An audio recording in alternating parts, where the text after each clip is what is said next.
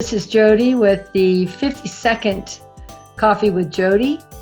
And today I'm going to be talking with you about the shift that needs to happen from information age to the creativity and imagination age. This session is actually being recorded on Zoom because I'm out in Colorado, where I had gotten a call that my dad was rushed off to the hospital. So we flew out here. And what's important about that is that right now with this pandemic, everyone is having to adjust, pivot, make do, have things turn out, make it all happen regardless of the circumstances. And I think that that's a very important segue into what I want to be covering today. We're now in our 8th month of this pandemic. And people have gone from, okay, I see a light at the end of the tunnel, it's only going to be till summer, to, what in the world? This past weekend, I was watching some statistics on television that were illustrating how the wealth that has been created over the past decade has been wiped out for many people in just a couple of months. They're saying that 237 million people have dropped into abject poverty, which is $1.90 per day of income. And the homeless and the inability to pay the rent and the electric bill and hunger is increasing, moment by moment here in the States.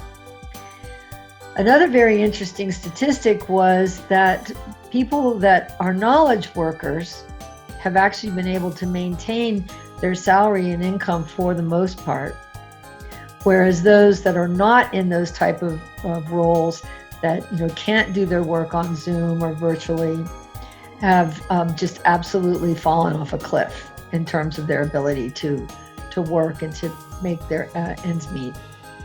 My coach and I were speaking this morning, and he was saying about the information age, and I remember Daniel Pink in one of his books talking about how we were already shifting from the information age into the imagination age and the creativity that goes along with that.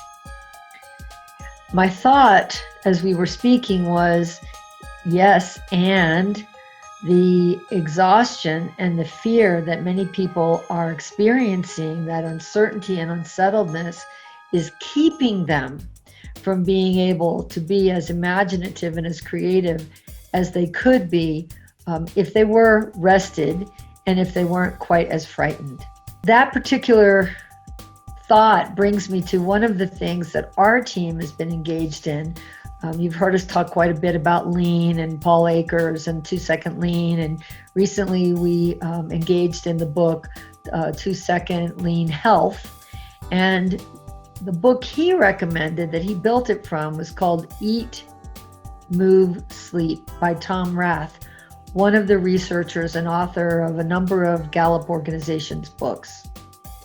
And why I bring this book up as we speak about exhaustion and fear and unsettledness is that what we eat and how much activity we get, physical activity we get, and how much sleep we get have a profound impact on our ability to think critically and to think creatively. So we've engaged in this, and I can tell you that just a little bit of exercise, staying away from anything white, the pasta that's such a great comfort food, or the bread, and sticking with the vegetables and lean meats and fish and so on, and then getting a proper amount of sleep has gone a long way to being able to help those of us on our team who are dealing with some difficult circumstances, death in the family, a medical scare for another family member, is that we're able to do what we need to do because we've been engaged in this.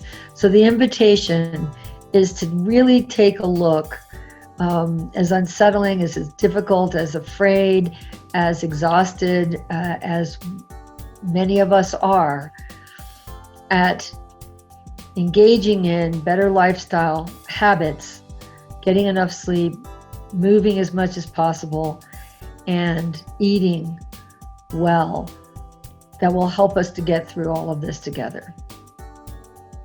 Bye for now. If this was valuable for you, then please share it, like it, and reach out. We'd love to hear your thoughts and how you're navigating successfully through this pandemic.